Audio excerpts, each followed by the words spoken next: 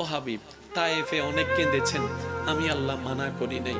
মক্কায় অনেক কষ্ট করেছেন, আমি মানা করি নাই। আপনি বদরের মতো অনেক কষ্ট করেছেন, আমি মানা করি নাই।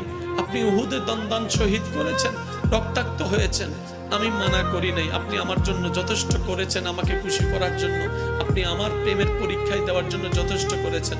হাবিব, হাসর এটা আপনার জন্য।